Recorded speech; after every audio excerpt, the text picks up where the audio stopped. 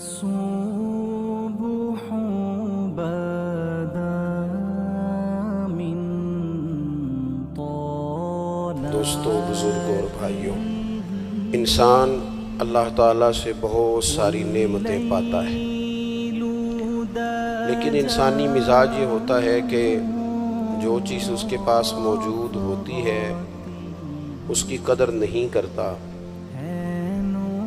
اور جو موجود نہیں ہوتی اس کا روز مطالبہ کرتا ہے۔ اللہ تبارک و تعالی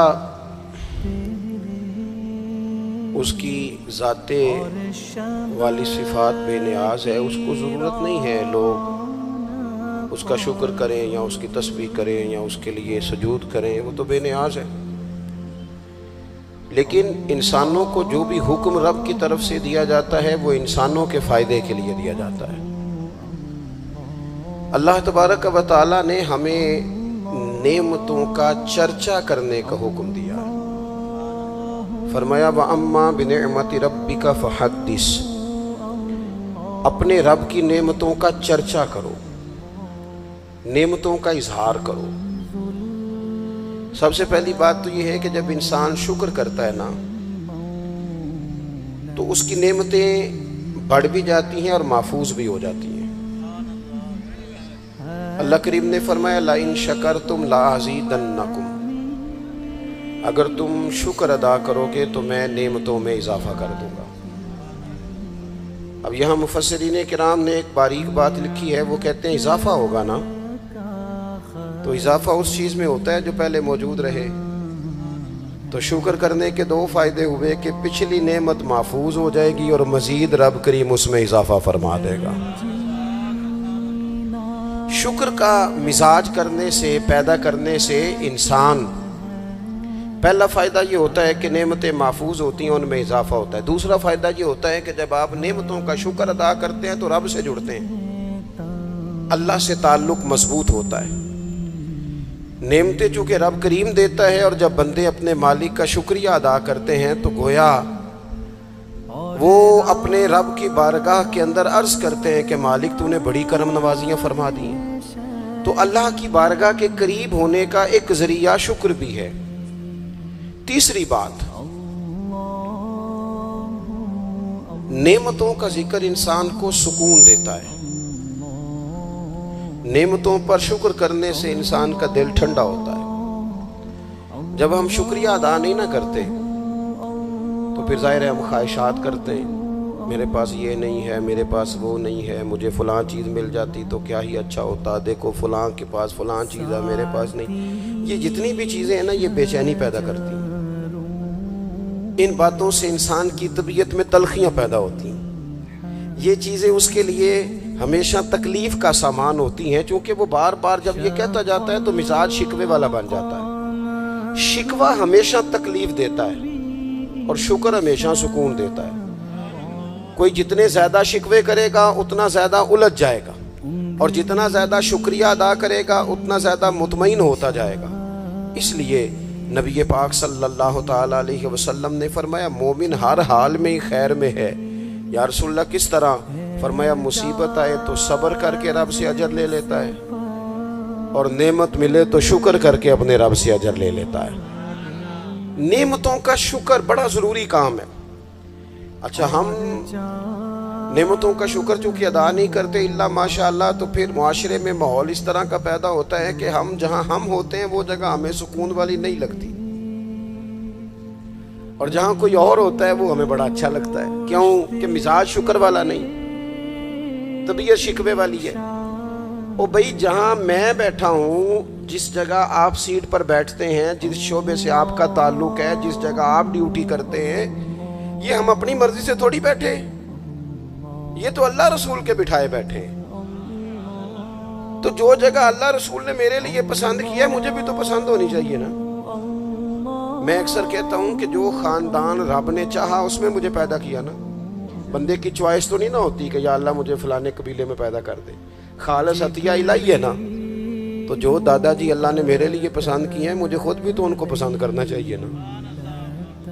جو چاچا جان، جو ماموں جان، جو ننہال ددیال والے اللہ نے میرے لیے پسند کیا. کس بات کا شکوہ کہ میرے فلانے رشتہ دار ٹھیک نہیں تو فلانے ٹھیک نہیں تو فلانا غلط ہے. یہ تو طبیعت کو بے چین کرنے والی بات.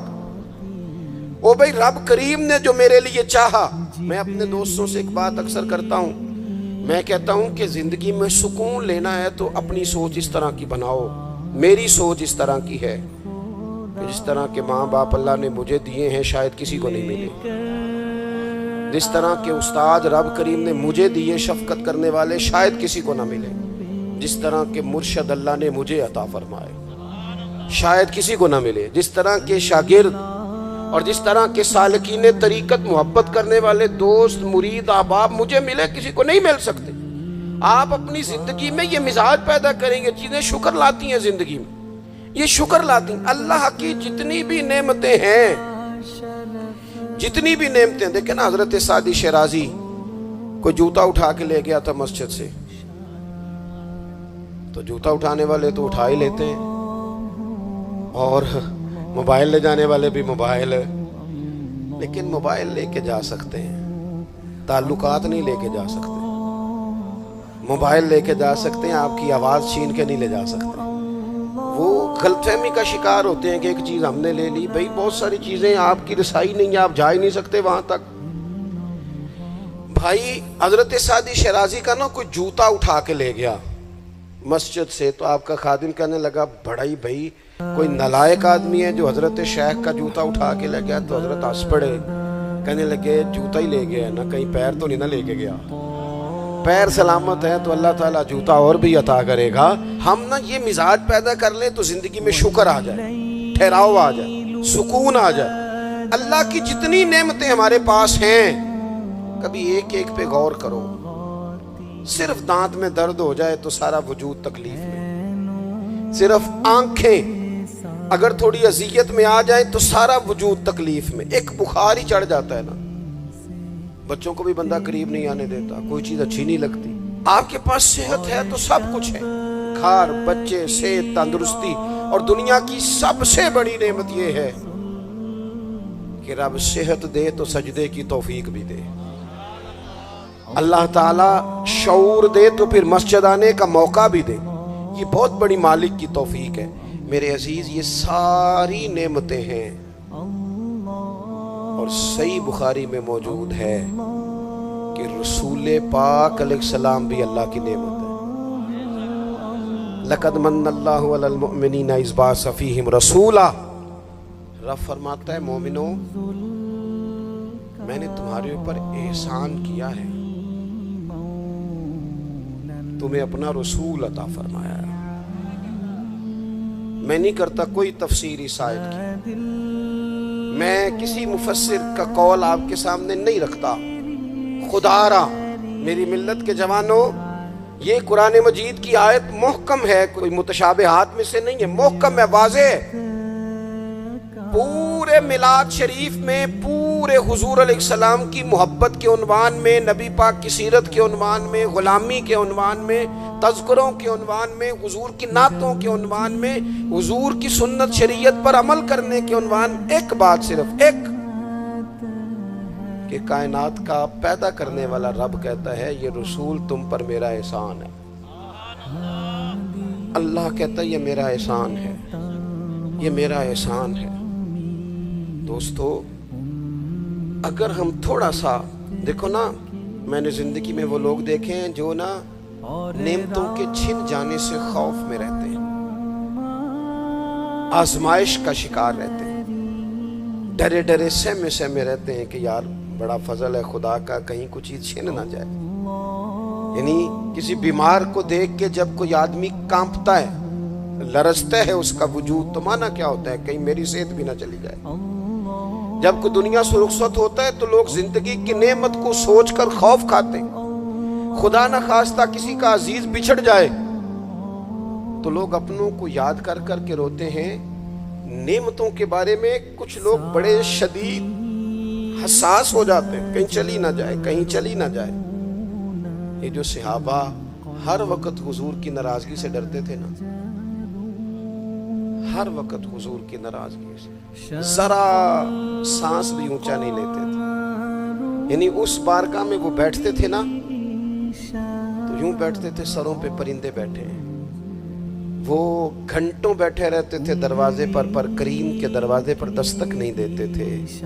وہ اس نعمت کے معاملے میں حساس تھے. ان کو پتا تھا کہ وہ دو عالم کی رحمت تھے, وہ جہاں چاہتے وہیں رہتے. یہ تو ان کی مہربانی ہے کہ یہ عالم پسند آیا, یہ تو مہربانی. دوستو, ہم اگر حضور اتنی بڑی نعمت ہمارے لیے بن کے آئے, اگر ہمیں کبھی اس کا احساس نصیب ہو جائے نا, احساس. ابن القیم ایک جگہ پہ کہتے ہیں کہ اگر حضور نہ آتے تو لوگوں نے ایک دوسرے کا گوشت کاٹ کے کھانا تھا. دنیا جس ڈگر پہ چلی گئی تھی نا, کتنا کو سخت ہوگا وہ شخص جو بیٹی کو پہلے مارتا ہی نہیں. ایک ہے مار کے دفن کر دینا, لیکن زندہ بیٹی کو یعنی زندہ بیٹی کو. میری ایک بیٹی ہے, سارے گھر والے کوئی بات کہیں تو میں ٹال سکتا ہوں. ان کی ماں کبھی کبھی کہتی ہے کہ پتہ لگے گا نا جدو تی دی گل موڑو گے. تو میں نے کوئی پی ایچ ڈی تو نہیں کی بیٹیوں کے حقوق پہ, میں کوئی اس پر ایم فل کا مقالہ تو نہیں لے کے آیا, میں نے کوئی ریسرچ تو نہیں کی کہ بیٹی سے پیار کرنا چاہیے, میں نے کوئی دیکھا تو نہیں کلیجہ پھاڑ کے کہ بیٹی کے دل میں میرے لیے پیار کتنا, یہ دیکھا تو نہیں. لیکن یہ اتنا پیار کہاں سے آیا؟ یہ جو بیٹی کے جانے کا, حالانکہ بیٹی نے جانا ہوتا ہے, یہ بیٹی کے جانے کا تصور کر کے لوگ رو پڑتے ہیں. یہ جو زندگی لگا دیتے ہیں کہ میری بیٹی خوشحال رہے, اس کے گھر میں رونق رہے, اس کی طرف سے ٹھنڈی ہوا ہے, تو یہ وہی لوگ ہیں, یہ وہی انسان ہیں, یہ وہی زمین ہے جس زمین پر لوگ بیٹی کو مارتے بھی نہیں تھے. زندہ بچی پیدا ہونے والی گڑھا کھود کے اس میں رکھ کے مٹی ڈال دیتے تھے, زندہ بیٹیاں دفن کر دیتے تھے.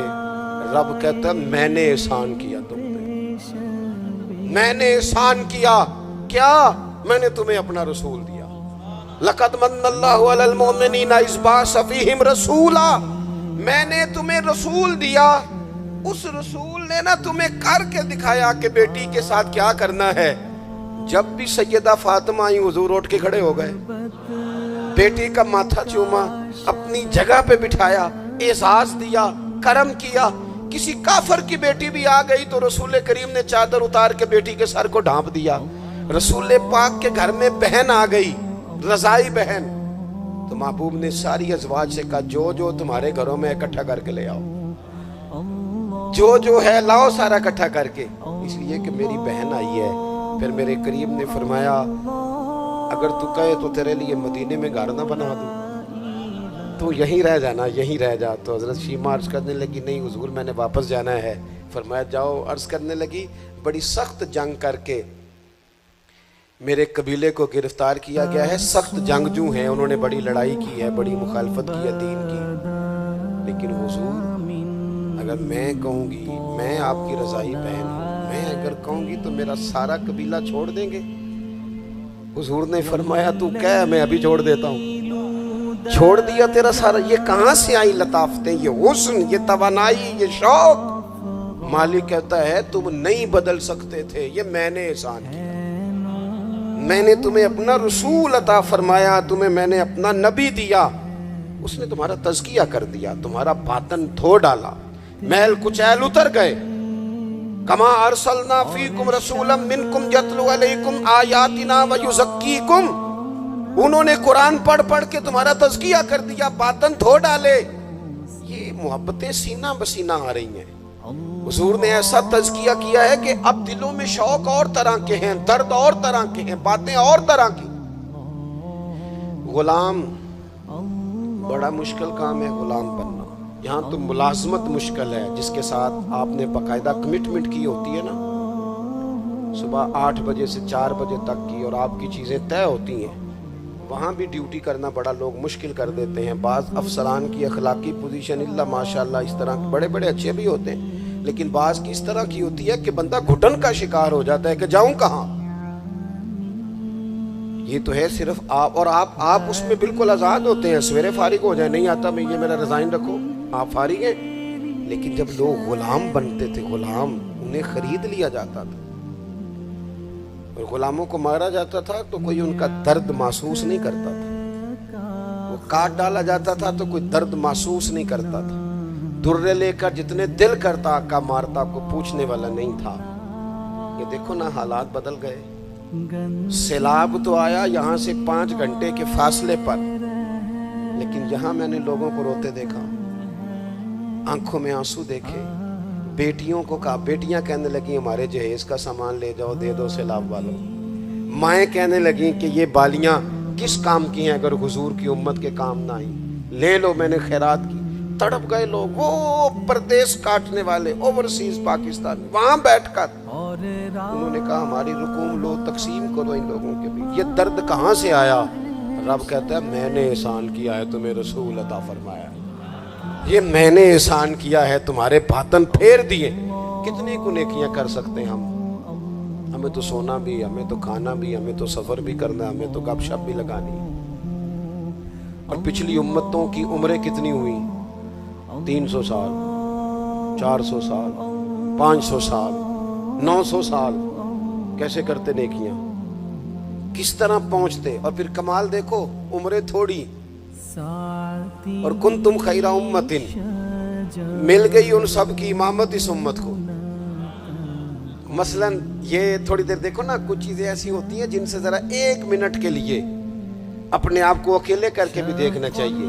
اپنے کو کسی نے کہا تھا بنا ہے شاہ کا مصاحب تو پھرے ہے اتراتا، وگرنہ شہر میں غالب کی آبرو کیا ہے، اس کے پلے کیا ہے اسے پتا تو ہے، جو تو بنا ہے شاہ کا غالب تو پھرے ہے اتراتا۔ اور درویش نے ترجمہ یہ کیا ہے کہ میں گلیاں دا روڑا کوڑا، میں گلیاں دا ہوئے ہوئے، روڑا کوڑا دیکھا ہے کبھی کسی نے پلٹ؟ یہ روڑا کوڑا انہوں نے کہہ دیا، کبھی اس پر غور کرو، بدبو آتی ہے، لوگ کی نیا جوتا پہن کے بھی اس پر چلنا پسند نہیں کرتے۔ روڑا کوڑا جو ہوا، روڑا کوڑا جو ہوا، لیکن وہ انہوں نے اپنے آپ کو تشبیہ کس سے دی؟ کہنے لگے وہ میں تے گلیاں دا روڑا کوڑا، یہ تے مینوں محل چڑھایا ہے سائیاں، تو نظر کرم ہو گئی، مختصر سی میری کہانی ہے، یہ جو بھی ہے آپ کی مہربانی ہے، یہ تو کرم ہے حضور کا۔ ہم کتنی کو نیکیاں کر سکتے تھے بھلا، کتنی کو مشقت، اور ویسے بھی جس طرح کی ہماری طبیعتیں، یعنی سارا سال جو لوگ آرام سکون سے ناظرہ کے دفتر بھی 2 گھنٹے کھڑے رہتے ہیں، پاسپورٹ کے دفتر میں بھی 2 گھنٹے کھڑے رہ سکتے ہیں، جو امیگریشن کے لیے ایئرپورٹوں پہ بھی 1.5 گھنٹہ انتظار کر لیتے ہیں، وہ 1 گھنٹہ تراویحوں میں کھڑے نہیں ہوتے، وہ کہتے ہیں یہ مشکل کام ہے۔ سارے کام کرا لیں آپ، سارے کرا لیں، لیکن اگر آپ کسی سے کہیں نا یار آج مہربانی کرا میرے ساتھ ایک سپارہ پڑھ، یہ مشکل ہوتا ہے۔ الا ماشاءاللہ، ہم نے کتنی کو نیکیاں کرنی، رب کہتا ہے میں نے احسان کر دیا، تمہیں رسول دیے، میں نے تمہیں رسول دیے۔ تم نیکی کا سوچ لینا مخلص ہو کے، ہم سوچ بھی لیں تو ہمیں ثواب مل جاتا ہے، اور اگر کر لیں تو پھر 1 کرتے ہیں تو 10 کا اجر ملتا ہے۔ یعنی کچھ نیکیاں ایسی ہیں جو کی نہیں، صرف سوچی تھی، ارادہ کیا تھا، موقع نہیں ملا، صرف ارادہ کیا تھا، قیامت کے دن ان کا اجر ملے گا، ڈھیروں ثواب ملے گا، نامہ اعمال میں درج ہوں گی۔ کس کی وجہ سے؟ رب کہتا ہے میں نے تمہارے اوپر احسان کیا ہے، میں نے تمہیں رسول عطا فرمایا، میں نے۔ کچھ حدیثیں ایسی ہیں جو اگر کبھی ہمیں سمجھ میں آ جائے نا تو کم از کم اتنا ضرور ہو کہ زمین کے اوپر قدم رکھنے شروع کر دیں ہم لوگ کہ یار یہ اعزاز ہمارا ہی ہے، یہ شان ہماری ہے۔ نبی کریم صلی اللہ تعالیٰ علیہ وآلہ وسلم کی برکت سے ہمیں اعزاز کا ملا۔ کچھ چیزیں ایسی ہیں جو کبھی سوچتا ہے نا انسان تو بڑا اوپر چلا جاتا ہے۔ حضور فرماتے ہیں قیامت کے دن نا کچھ لوگ ہوں گے میری امت کے جنہیں دیکھ کے نبی اور رسول رشک کریں گے، ان کے چہرے نور سے روشن ہوں گے، وہ نور کے ممبروں پہ بٹھائے جائیں گے۔ لوگ پوچھیں گے یہ کون ہے؟ تو انہیں کہا جائے گا یہ رسول کریم کی امت کے لوگ ہیں۔ اور پھر حضور نے ساتھ آیت پڑھی، آیت الا ان اولیاء اللہ لا خوف علیہم ولا هم یحزنون۔ باعث فخر لوگ ہیں یہ، باعث فخر۔ تو عبادتیں تو پہلے امتوں کے ولیوں کی زیادہ ہیں، رشک ان پر کیوں ہو رہا ہے؟ وہ اس لیے کہ رب کہتا ہے میں نے احسان کیا ہے تمہیں رسول عطا فرمایا، میں نے احسان کیا ہے تمہیں رسول۔ اب مجھے بتائیں، ہر نعمت کا شکر ادا کرنا ہے، اور یہ جو نعمت اللہ نے ہمیں دی ہے نبی پاک کا غلام بنایا۔ اچھا میں آپ سے نا کسی کی بات نہیں کرتا، ایک مثال میں آپ کو ذاتی دیتا ہوں۔ میں آج ہی سوچ رہا تھا، مجھے نا بہت سارے لوگوں نے دیکھا ہوتا ہے کیمرے کی آنکھ سے، کسی نے یوٹیوب پہ دیکھ لیا، ٹی وی پہ دیکھ لیا، کسی اور جگہ دیکھ لیا۔ تو انسان کا نا ایک مزاج ہوتا ہے کہ جس چیز کو وہ کبھی کسی دیوار کے پردے کے پیچھے دیکھتا رہا ہے، وہ اچانک سامنے آ جائے تو کئی دفعہ بندہ پریشان بھی ہو جاتا ہے، کبھی کبھی بندہ پریشان بھی ہو جاتا ہے۔ میں نا اتفاق کی بات ہے میری زندگی کچھ زیادہ مصروف ہے، ایک دوست ایسے تھے جو مجھے نا کچھ 3-4 سال سے کہہ رہے تھے ٹائم دے دیں ٹائم دے دیں، اور وہ ٹائم لینا چاہ رہے تھے۔ اپنے ان کے والد جو تھے وہ تھوڑے سے معذور تھے، تو کہہ رہے تھے ابا جی کی بڑی خواہش ہے، کسی وجہ سے ٹائم بنتا نہیں تھا، سال 2-3 گزر گئے، بالآخر وقت بن گیا، میں ان کے گھر گیا محفل پہ۔ اب وہ مجھے اچانک دیکھ کے نا تو حالت ان کی اس طرح کی ہو گئی کہ وہ جو کچھ بھی گھر میں موجود تھا نا، جو بھی یعنی جو سالن کل کا پکا تھا وہ بھی لے آئے، وہ اٹھا، اچار بھی لے آئے۔ اب میں ان کی کیفیت دیکھ رہا ہوں، کچھ امیر لوگ بھی بڑا پیار کرتے ہیں، لیکن بعض اوقات غریبوں میں جذبات ذرا زیادہ ہوتے ہیں، کچھ غریبی تھی، کچھ وہ جذبات تھے، کچھ وہ شوق تھا، کچھ وہ درد تھا، کچھ وہ سمجھ نہیں آ رہی۔ تو میں نے ان کو تسلی دی، میں نے کہا بزرگوں آپ بلا وجہ پریشان ہو گئے، میں تو دیہاتی سا چھوٹا سا کسان کا بیٹا ہوں، سادہ سا بندہ ہوں، میرے لیے تو آپ نے ویسے آپ نے ٹی وی پہ دیکھا ہے تو آپ کو وہ تھوڑا عجیب لگ رہا ہے، ویسے آپ مطمئن نہیں، ایسی کوئی بات نہیں ہے۔ ان بزرگوں نے مجھے کہا کہ مولانا میں آپ کو 3-4-5 سالوں سے سن رہا ہوں، آپ کو میری کیفیت کا نہیں پتا، میرے پاس کوئی بھی چیز ہوتی تو آج بیچ دیتا، اور جتنی بھی اچھی آپ کی دعوت ہو سکتی تھی وہ میں کرتا۔ میں بزرگوں کی بات اپنے لہجے میں وہ کہہ رہے تھے، میں ان کی بات پر غور کرنے لگ گیا، اور میں نے دیر تک ان کی بات پر غور کیا۔ میں نے کہا میں بالکل کسی کام کا آدمی نہیں، بیکار آدمی ہوں، مجھے پتہ ہے اپنے آپ کا، من نانم کے من نانم۔ تو میرے لیے اگر کسی بندے کے یہ جذبات ایک بیکار آدمی کے، تو پھر مدینے والے محبوب کے میلاد کے لیے ہمارے کیا جذبات ہونے چاہیے۔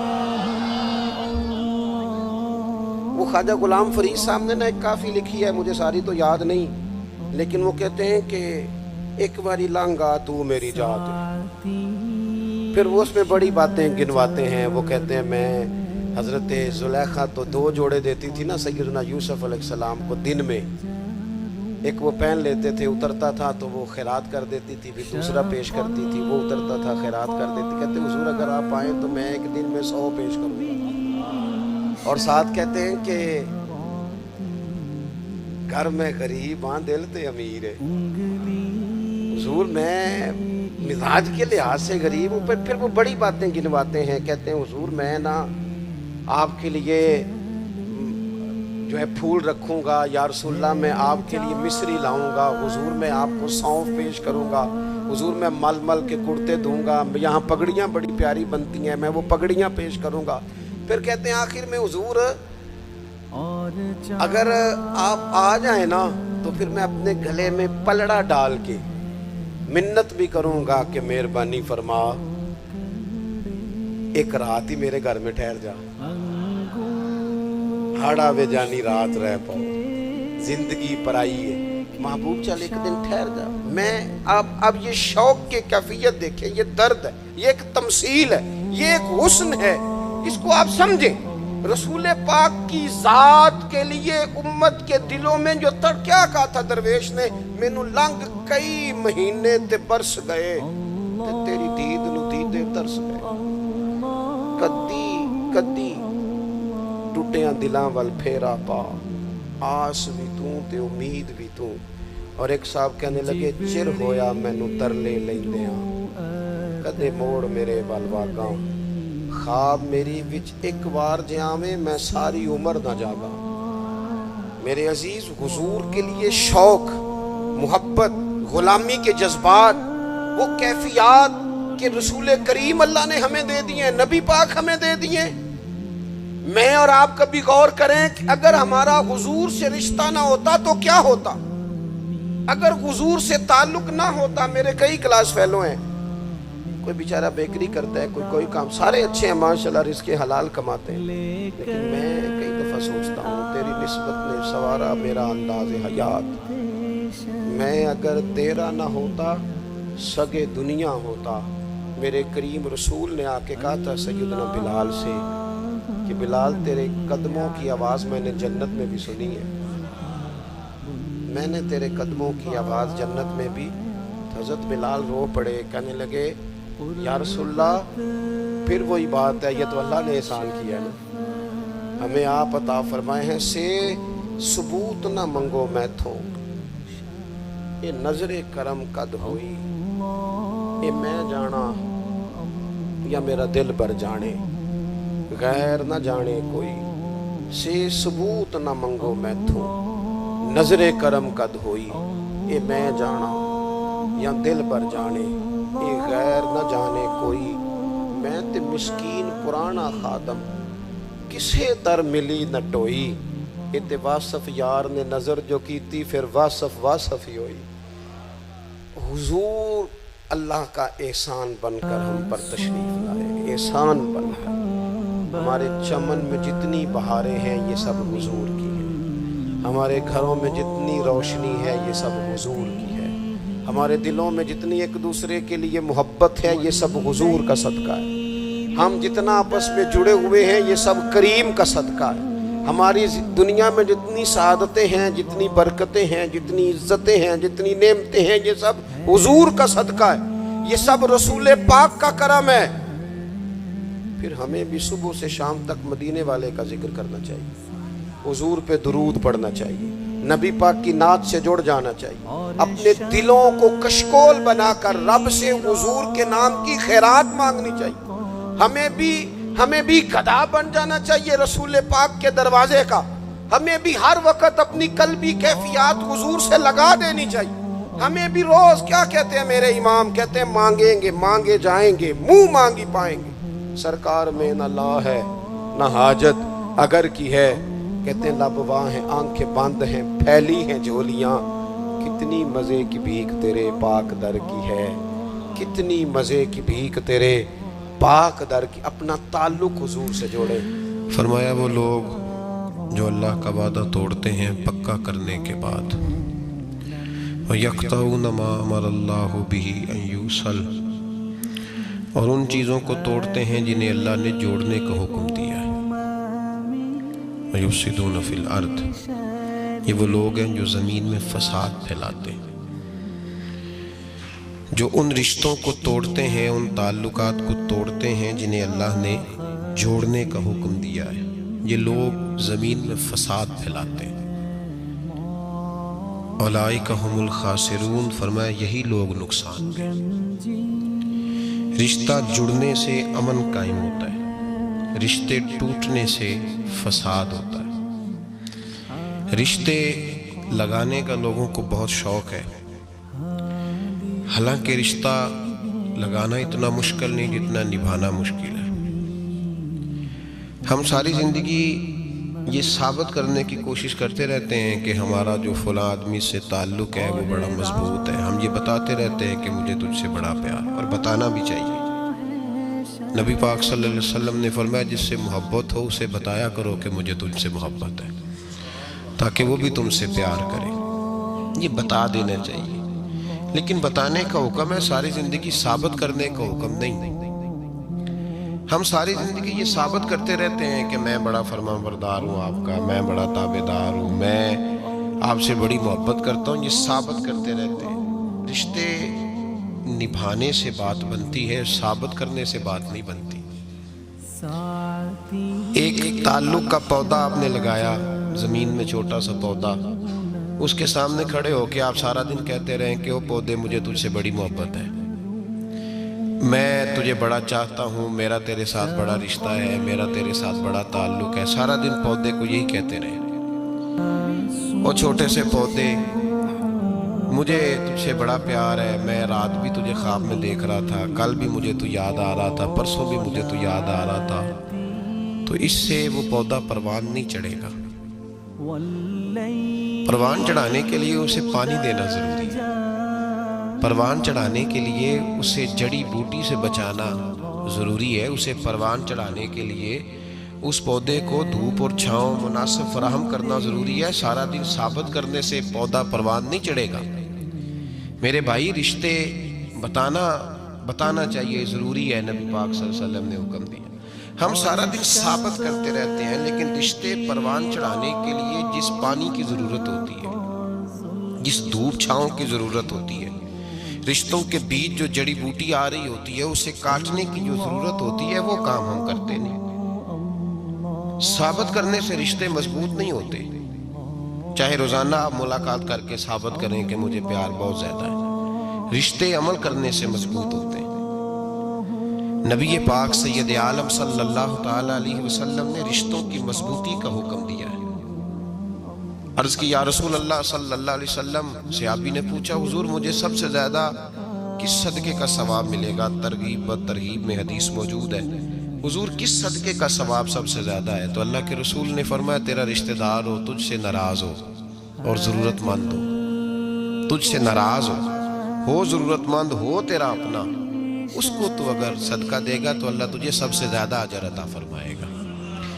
رشتوں کو نبھانے کے لیے جن ضرورتوں کی ضرورت ہوتی ہے، جن حاجتوں کی، ہم جو رشتے بناتے ہیں نا، ہمارے رشتے ہیں ضرورت کے، لالچ کے۔ جب تک لالچ پورا ہوتا ہے رشتہ ہوتا ہے، حالانکہ رشتے ضرورت کے نہیں ہونے چاہیے، رشتے عقیدت کے ہونے چاہیے، رشتے محبت کے ہونے چاہیے۔ اور روحانی زندگی میں اگر کوئی رشتہ لالچ کا ہو تو وہ تو 2 قدم نہیں چلتا، ٹوٹ جاتا ہے۔ عقیدت اور محبت اور احترام کا جو رشتہ ہوتا ہے وہ مضبوط ہوتا ہے، وہ ہمیشہ چلتا ہے، اس کے اندر پختگی ہوتی ہے۔ وفا اس رشتے کے اندر آتی ہے جس رشتے کے اندر کوئی لالچ۔ ہمارے زمانے کے اندر یہ شور ہو گیا ہے کہ کام پیارا ہے، چام نہیں پیارا۔ اس شور نے رشتوں میں کمزوری ڈال دیا، دراڑیں پیدا کر دی۔ ہم لوگوں کو پیار ہو گیا ہے سامنے والا کتنا، اور جب تک ہمارے کام کا کوئی شخص رہتا ہے تب تک ہمارا تعلق بھی رہتا ہے، اور جب وہ ہمارے کام کا نہیں ہوتا تب تک ہمارا اس کے ساتھ تعلق ٹوٹ جاتا ہے۔ یاد رکھیے میرے بھائی، جب رشتے کی یہ بنیاد ہو نا، پھر اس میں وفا نہیں ہوتی، پھر اس میں وفا، آپ کہتے ہیں سامنے والا وفا نہیں کر رہا، تو بھائی وفا کی بنیاد ہی نہیں تھی یہ رشتہ، یہ بنیاد نہیں تھا وفا کی، وفا کی بنیاد نہیں۔ اللہ تبارک و تعالیٰ نے قرآن مجید میں صحابہ کی 2 قسمیں بیان کی اور فرمایا، دونوں کے ساتھ میرا وعدہ ہے کہ میں دونوں کے ساتھ اچھا سلوک کروں گا۔ یہ سارے ستارے ہیں، پر قسمیں 2 ہیں، قسمیں 2، قبل الفتح اور بعد الفتح۔ ایک قسم وہ ہے جو فتح مکہ سے پہلے کلمہ پڑھ کے مسلمان ہوئی، ان لوگوں کی درجہ اللہ کی بارگاہ میں زیادہ ہے۔ جو فتح مکہ کے بعد مسلمان ہوئے، اگرچہ وعدہ ان کے ساتھ بھی رب کریم کا ہے، سارے ستارے ہیں، سارے عظمت والے ہیں، لیکن چونکہ فتح کے بعد آئے تو ان کا وہ والا درجہ، ان کا درجہ زیادہ ہے جنہوں نے اسلام کی غربتوں سے پیار کیا، جنہوں نے بھوک سے پیار کیا، جنہوں نے بدر کی تنہائیوں سے پیار کیا، جنہوں نے احد کے پتھروں سے پیار کیا، ان کا درجہ شریعت میں زیادہ ہے۔ اگر آپ تعلق رکھتے ہیں نا، یاد رکھیں، اتنی دیر کے جتنی دیر کام چلتا ہے، جتنی دیر ہمارا کسی دوست کے ساتھ تعلق ہے، تو یہ رشتہ کمزور ہے، اس میں وفا نہیں ہوگی اور کسی نہ کسی جگہ پہ ٹوٹ جائے گا، کسی نہ کسی جگہ پہ آ کے ختم ہو جائے گا۔ صوفیاء یہ کہتے ہیں کہ اولاد کے ساتھ بھی اس تمنا کا رشتہ نہ رکھو کہ وہ میری وفادار ہوگی اور میری وہ کل کو خدمت کرے گی۔ کمیٹی نہ ڈالو کہ یہ بچے ہیں تو بڑے ہوں گے تو میں آرام سے بیٹھوں گا تو میری پینشن لگ جائے گی، یہ روٹی کما کے لائیں گے، یہ تو کمیٹی ہے، اولاد تو نہ ہوئی۔ کمیٹی نہ ڈالو، چھوڑو اس چکر کو۔ اولاد فرما بردار اگر ہوگی تو اپنے فائدے کے لیے ہوگی۔ ہم نے اسے یہ لالچ بھی، حضرت عبداللہ بن مبارک رحمت اللہ تعالیٰ علیہ فرماتے ہیں، لالچ کے رشتے ہیں دنیا کے، لالچ کے۔ آپ کے انتقال کا وقت آیا تو اماں بڑا رو رہی تھی، عبداللہ بن مبارک رحمت اللہ علیہ اپنی اماں سے کہنے لگے، اماں تو کیوں روتی ہے، تیرے تو اور بھی بیٹے ہیں، تو کو میرے بعد لوارث تو نہیں ہو جائے گی؟ آخری وقت ہے، نزع کا عالم، اماں تو کیوں روتی ہے، اور بھی بیٹے ہیں؟ تو اماں کہنے لگی بیٹا اور بھی بیٹے ہیں، پر جس طرح کا دھیان تو رکھتا تھا وہ نہیں رکھتے، جس طرح وقت پہ دوائی تو لا کے دیتا تھا وہ نہیں لا کے دیتے، جس طرح تو میرے کھانے پینے کا خیال رکھتا تھا وہ نہیں۔ کہنے لگی اچھا اماں، اس کا مطلب ہے تو مجھے نہیں رو رہی، تو اپنی ضرورتوں کو رو رہی ہے کہ روٹی کون دے گا، کھانا کون لائے گا، دوائی، میں سمجھا تھا شاید مجھے رو رہی ہے۔ بیوی سے پوچھا تو کیوں رو رہی ہے؟ تو کہنے لگی تیری وجہ سے میری بادشاہی تھی، تو موجود ہے تو خاندان میں، معاشرے میں میرا ایک وقار ہے، تیرے بعد تو بیوہ کی زندگی ہوگی۔ آپ فرمانے لگے اوہو، میں سمجھا تھا شاید مجھے رو رہی ہے، تو اپنے وقار کو رو رہی ہے۔ بیٹوں اور بیٹیوں سے پوچھا تمہاری آنکھوں میں کیوں آنسو چھلکتے ہیں؟ کہنے لگے ابا، جس پیار سے باپ شادی کرتا ہے دوسرا کوئی نہیں کر سکتا، اور جس محبت سے باپ لا کے کما کے دیتا ہے دوسرا کوئی نہیں دے سکتا۔ فرمانے لگے اوہو، میں سمجھا تھا مجھے رو رہے ہو، تم تو شادیوں کو رو رہے ہو، میرے ساتھ تو تعلق ہی نہیں۔ پھر عبداللہ بن مبارک رونے لگے اور پھوٹ کے روئے۔ کسی نے کہا آپ کیوں روتے ہیں؟ فرمایا آج سمجھ آئی ہے، میرے ساتھ اگر بے لوث رشتہ ہے تو یا خدا کا ہے یا محمد مصطفیٰ کا ہے صلی اللہ علیہ وسلم۔ آج سمجھ آئی ہے، وہ میں نے جن کے ساتھ تعلق مضبوط کیا ہی نہیں، کبھی فجر چھوڑی، کبھی زور چھوڑی، کبھی ایک رہ گیا، کبھی وہ رہ گیا، کبھی داڑھی کا پروگرام بنا، کبھی رہ گیا، جن کے ساتھ میں کمزور تھا وہ میرے ساتھ مضبوط تھے، اور جن کے ساتھ میں مضبوط تھا ان کا میرے ساتھ کیا حال ہے۔ یہ کمزوری ہے رشتوں میں، وفا نہیں۔ ہمیں تو بھائی کام پیارا ہے، چم نہیں۔ بالکل، بچے شکایت کرتے ہیں، کہتے ہیں ابا کماؤ پتر سے پیار کرنے لگا ہے، بچے شکوا کرتے ہیں، کہتے ہیں جو آدمی جیب میں زیادہ پیسے ڈالتا ہے ابا جی کا پیارا ہے۔ باپ شکوا کرنے لگے ہیں، کہتے ہیں میں مالدار ہوتا تو میرے بچے بھی فرما بردار ہوتے۔ رشتوں کو روح کا رشتہ بنائیں، وفا کا رشتہ بنائیں، وفا کا۔ کتے کا ذکر قرآن پاک میں آیا ہے، اس لیے آیا ہے کہ اس نے اللہ کے ولیوں سے وفا کی تھی، اسی آیا ہے کہ اس نے اللہ کے ولیوں کے ساتھ وفاداری کی، وفاداری کی تو اللہ نے اس کا ذکر قرآن۔ ایک بادشاہ تھا، بادشاہ جو ہوتے تھے ان کے اپنے اپنے مزاج ہوتے تھے۔ اس بادشاہ نے 4 5 6 کتے رکھے ہوئے تھے، اور کتے بڑے بڑے کتے تھے، اور بڑے وہ خونخوار کتے تھے، چیر پھاڑ کھا جاتے تھے، شیر جتنے ان کے قد تھے۔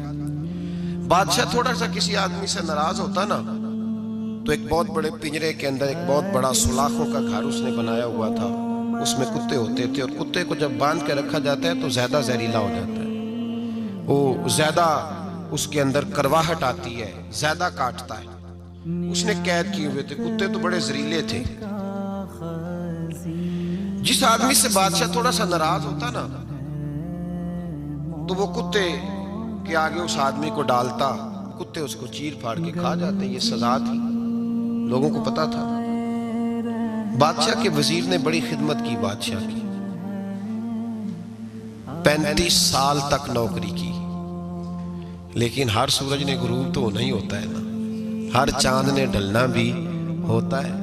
اب بوڑھا ہونے لگا، وہ جو مضبوط حافظہ تھا وہ کمزور ہونے لگا، ہلکی ہلکی غلطی۔ بادشاہ مزاج کا بادشاہ تھا، نہیں سمجھ میں آیا تو میں نے کہا کہ لوگ کہتے ہیں ہمیں کام پیارا ہے، چم نہیں، تو رشتہ وفا کا تھا ہی نہیں۔ وزیر سمجھنے لگا کہ اب نہ میں بھی غلطیاں کرنے لگا ہوں تو ایسا نہ ہو کسی دن میں بھی ان کتوں کا شکار ہو جاؤں۔ اس نے بادشاہ سے کہا کہ بادشاہ مجھے آہستہ آہستہ معذرت کرنے لگا، قدم ہٹانے لگا کہ مجھے چھٹی دے دی جائے، اب میں بوڑھا ہو گیا ہوں۔ لیکن اس نے کہا نہیں نہیں، جب تک میری طبیعت نہیں مانتی تم نہیں جا سکتے۔ مطلق العنان لوگ تھے، وزیر خاموش ہو گیا، پریشان رہنے لگا، غلطی ہو گئی یہ تو پھینک دے گا۔ ایک تجویز اس کے ذہن میں آئی، وہ جو پنجرے، کتوں کے پنجرے پر محافظ بیٹھا تھا نا، جو ان کو کھانا ڈالتا تھا، روٹی ڈالتا تھا، گوشت دیتا تھا، اس کو ایک دن کہنے لگا یار تیری ڈیوٹی ہے سارا دن کتوں کو کھانا دینے کی، گوشت دینے کی، تو 2 4 دن ڈیوٹی مجھے نہیں دیتا؟ کہ تو لے لے، میں تو پہلے پریشان ہوں، سارا دن ان کی دیکھ بھال کرتا ہوں۔ اس نے کچھ تھوڑا سا گوشت لیا، پنجرے کے باہر کھڑے ہو کے کتوں کو ڈالا، اگلے دن تھوڑی روٹیاں لے آیا، کتوں کو ڈالی، 2 4 دن، ہفتہ، مہینہ، سال بھر جتنا اس کو موقع ملا وہ دن بھر خدمت کرتا. بس وقت ایک دن آ گیا, بادشاہ کو کوئی بات اچھی نہ لگی. اس نے کہا اس بڈھے کو اٹھاؤ اور ڈالو کتوں کے پنجرے میں. ساری زندگی یہاں رہا, اسے ابھی تک نہیں پتا چلا میرے مزاج کا. جب اٹھا کے پنجرے میں ڈالا نا تو بجائے اس کے کہ کتے اسے کاٹ کھاتے, وہ اس کے پیر چومنے لگے. وہ پیر چومنے لگے, ہاتھ چومنے لگے, چاٹنے لگے. تو بادشاہ سامنے کھڑا تھا نظارہ دیکھنے کو کہ چیر پھاڑ کرتے تو خوش ہوا کرتا تھا. خونخوار درندے جیسی اس کی طبیعت ہو گئی. جب دیکھا پیار کر رہے ہیں تو بادشاہ وزیر سے کہنے لگا یہ کیا ہے؟ تو وزیر رو پڑا, کہنے لگا تو سیاستدان تھا تو میں بھی سیاستدان تھا, ساری زندگی سیاست کی لیکن دنیا داروں کے ساتھ رہا. تو انجام یہ ہوا کہ مجھے اس پنجرے میں ڈال دیا گیا. دیکھ تو بہت بڑا سیانہ تھا اور میں بھی سمجھدار تھا, وزیر رہا, لیکن ہمارا روح کا رشتہ نہ بن سکا. ارے ہم سے تو یہ کتے ہی اچھے نکلے. تیری 40-35 سال خدمت کی تو تو نے کتوں کے آگے ڈال دیا. انہیں تو چند مہینے روٹی ڈالی ہے, میرے وفادار ہو گئے. چند مہینے روٹی جنہ تنا وچ عشق نہ رچیا کتے نہ تھی چنگے. جنہ تنا وچ عشق نہ رچیا کتے نہ تھی چنگے. مالک دے کر راکھی کر دے سابر بھکھے ننگے. اور بابا بلے شاہ صاحب فرماتے ہیں تو راتی جاگے تے شیخ صدا میں, راتی جاگ دے کتے تے تیتھوں اتے مالک دا در مول نہ چھڑ دے. پامے مارو 100 جتے تے تیتھوں اتے رکھا سکھا کھا. دنے جار رکھاں وچ ستے تیتھوں اتے ایک برکی دا قدر پچھانن. پامے مالک ہو من ستے ایک برکی دا اوپر کھڑے ہو کے کام نہیں کرانا پڑتا کہ میں کھڑا رہوں گا تو کام صحیح ہوگا, جاؤں گا تو نہ. ایک برکی دا قدر پچھانن پامے مالک ہو من ستے. پھر اپنے آپ کو مخاطب کیا, کہنے لگے اٹھ بلیا چل یار منا لے نہیں تے بازی لے گئے نہیں کتے. اٹھ بلیا چل یار منا لے نہیں تے بازی لے گئے نہیں, جلدی کر اٹھ جا, یہ تو آگے گزر گئے تجھ سے. تو بھائی یاد رکھو رشتہ وفا کا ہو تو قائم رہتا ہے اور بے وفائی کا ہو تو ٹوٹ جاتا ہے. مدینے کے محبوب سید عالم صلی اللہ علیہ وسلم نے مکہ فتح کیا, شور ہو گیا اذا جاء نصر اللہ والفتح, فتح ہو گئی. ان فتحنا لک فتحا مبینا کے جلوے نظر آنے لگے. آج عرب کا نقشہ بدل گیا, حالات تبدیل ہو گئے, دنیا بدل گئی. محبوب پاک سید عالم صلی اللہ علیہ وسلم اس شان سے مکے میں داخل ہوئے کہ ہر کونے سے نبی پاک کے نام کے نعرے بلند ہونے لگے. ابھی 10 سال پہلے نبی پاک روتے ہوئے مکے سے نکلے تھے, 10 سال قبل روتے ہوئے گئے تھے اور 2 غلام حضور کے ساتھ تھے. آج اسی مکے میں حضور آئے ہیں تو لگتا ہے پہاڑ اور پتھر بھی میرے رسول کے نعرے لگا رہے ہیں. تو ایک عروج ہو گیا, حالات ایک نیا رخ اختیار کر گئے. اور مکہ مکرمہ کے اندر اللہ تبارک اب تو احاطہ بڑا ہو گیا ہے, مطاف بہت بڑا ہو گیا ہے. حرم شریف کی مسجد کو وسعت دے دی گئی ہے, لاکھوں لوگ آ سکتے. اس وقت جب 10,000 لوگ آئے نا تو سیرت نگار کہتے ہیں یوں لگا جیسے درختوں پہ بھی لوگ چڑھے ہوئے, پہاڑوں پہ بھی لوگ, اتنا مجمع تھا. کہاں 2-3 لوگ اور کہاں ہزاروں کا اجتماع. میرے نبی پاک صلی اللہ علیہ وسلم نے طواف کیا اونٹنی پہ بیٹھ کے کعبے کا. پھر میرے محبوب تشریف لائے اور حضور نے خانہ کعبہ کا دروازہ کھولا. پھر میرے نبی پاک نے بت توڑے. پھر میرے محبوب نے خانہ کعبہ کے دروازے میں کھڑے ہو کے خطبہ ارشاد فرمایا. پھر میرے رسول پاک صلی اللہ علیہ وسلم کے جلوے زمانے نے دیکھے. ان سارے حالات میں دنیا نے ایک وفا کا عجیب منظر دیکھا کہ اس موسم بہار میں نہ تو آواز حضرت ابو بکر کے نام کی بلند ہوئی, نہ عمر فاروق اور نہ مولا علی کے نام کی بلند ہوئی. اس مجمع عام میں محبوب پاک کی آواز گونجی تو رب کریم کے حبیب نے فرمایا این بلال, میرا بلال کہاں ہے, میرا بلال کہاں ہے, اس کو بلاؤ نا, کدھر ہے بلال. عجیب رنگ وفا دیکھا نا لوگوں نے, یہ وفا. فرمایا بلال کدھر ہے. حضرت بلال ہاتھ باندھے سب سے پیچھے وہ شہرت سے بچنے والا پیچھے پیچھے رہتا ہے، جی چاہتا ہے ساری غزلیں اس ظالم کے نام کروں۔ پیچھے تھے حضرت بلال رضی اللہ تعالیٰ عنہ، دوڑے حضور میں حاضر ہوں، فرمایا ادھر آ یار، کعبے کی چھت پہ تو چڑھ ذرا، آذان تو سنا۔ ایک صحابی حضور کے کان میں بولے، اور یہ بھی حکمت الہی تھی کہ وہ بولے، حضرت بلال کی شان ظاہر ہونی تھی، کان میں کہا یا رسول اللہ کافر پہلے ہی مر گئے، پہلے ہی کوئی حال نہیں ان کا، آج تو بالکل ہی ختم ہو گئے حضور، آج آپ کا سکہ چل گیا ہے، بلال کے بڑے دشمن ہیں، بلال کو رہنے دیں، کوئی اور نہ آج اذان دے دے۔ کان میں بات کہی تھی، چاہیے تھا جواب بھی کان میں آتا، پر معصوم آمنہ فخر آدم و بنی آدم وفا کا خطبہ پڑھنے لگے، وفا کا خطبہ شروع ہوا۔ میرے حبیب علیہ السلام نے فرمایا کان میں بات کی تھی، حضور کان میں جواب دیتے، لیکن حضور نے فرمایا چپ کر یار، تو نے عجیب بات چھیڑ دی ہے، جب مکے میں پتھر کھانے ہوں تو بلال، اور جب بدر میں تلواریں چمکے تو بلال، احد میں پتھر برسے تو بلال، اور گلے میں کس کے رسی باندھ کے سے مکے کی گلیوں میں گھسیٹا جائے تو بلال محمد محمد کہے، اور آج اللہ عزتیں دے تو کسی اور کو چڑھاؤں، فرمایا چپ کر کے سارے نیچے کھڑے رہو۔ آج کعبے کی چھت پہ بلال کھڑا ہوگا تو میں دنیا کو بتاؤں گا وفا کس چیز کا نام ہوا کرتا، بلال ہی چڑھے گا کعبے کی چھت پہ۔ کس نے ذروں کو اٹھایا اور صحرا کر دیا، یہ کس نے قطروں کو ملایا اور دریا کر دیا، اور کس کی حکمت نے یتیموں کو کیا در یتیم اور غلاموں کو دنیا بھر کا مولا کر دیا۔ بھائی یاد رکھو، رشتہ جو وفا کا ہوتا ہے نا، اس کا بڑا رنگ ہوتا ہے، اس کا بڑا انداز ہوتا ہے، اس کے بڑے طریقے ہوتے ہیں۔ اگر حضرت حلیمہ غربتوں کے عالم میں میرے مصطفیٰ کو لے کے گئی تھی نا، تو معصوم آمنہ نے بھی تو سبق بڑا نرالا دیا نا امت کو۔ حضرت حلیمہ جب لے کے گئی تھی تو تب تو 3 لوگ تھے نا، کوئی دیکھنے والا نہیں تھا، 3-4 لوگوں میں لے کے گئی تھی۔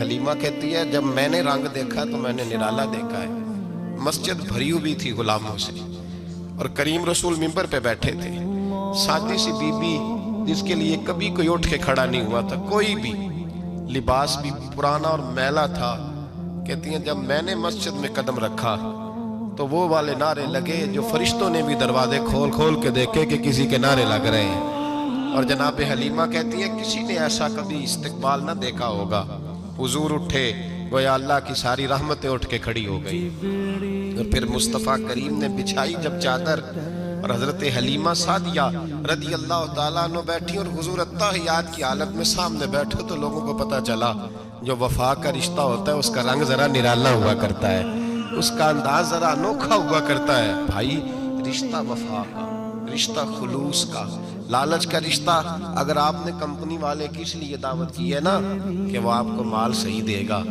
تو بھائی وہ بھی اس لیے آیا ہے کہ آپ اس کا مال زیادہ بیچیں گے۔ اگر آپ کسی رشتہ دار کے ساتھ اس لیے تعلق رکھتے ہیں نا کہ اس کے پاس پیسے زیادہ ہیں، تو وہ بھی اس لیے آپ کے ساتھ تعلق زیادہ رکھے گا کہ کبھی کبھی چلو گاڑی چلا لے گا، کبھی کبھی میرے کسی کام آ جائے گا۔ یہاں خلوص دیکھو، یہاں اگر آپ کے ہاں خلوص ہے تو پھر سامنے بھی آپ کو بڑا خلوص ملے گا۔ دنیا میں وفا ختم نہیں ہوئی، پر ہم نے وفا کا رشتہ ہی نہیں بنایا، ہم نے تعلق ہی نہیں بنایا، وفا کا تعلق ہی نہیں بنایا۔ میرے شیخ سے کسی نے پوچھا تو حضور آپ ہاتھوں میں ہاتھ لے کے بیعت کرتے ہیں؟ تو آپ فرمانے لگے وہ تو ادا ہے نا، وہ سنت ہے، لیے تو ہاتھوں میں ہاتھ ہی ہوتے ہیں، لیکن فرمایا جب کسی کو سامنے بٹھاتے ہیں تو اصل بات ہی ہوتی ہے کہ ہم دلوں میں دل لے کے بیعت کر رہے ہیں، ہم دلوں کو دلوں سے باندھ رہے ہیں، اور یہ وہ رشتہ ہے جو قبر کی دیوار کے اندر جا کے بھی دوبارہ کھلتا نہیں، یہ قائم ہی رہتا ہے۔ رشتے وفا کے پیدا کریں، خلوص کے پیدا کریں، للہیت کے پیدا کریں۔ میرے نبی پاک سید عالم صلی اللہ تعالیٰ علیہ وسلم نے اس وفا کو آگے پھیلایا ہے۔ زندگی میں کبھی بھی کسی شخص کے ساتھ بھی تعلق لالچ کا نہ بنائیں، ورنہ آپ ٹوٹ کے بکھر جائیں گے، سامنے والے کا کچھ نہیں بگڑے گا، آپ ٹوٹ کے بکھریں گے، اور رزلٹ کی امید کبھی نہ رکھیں۔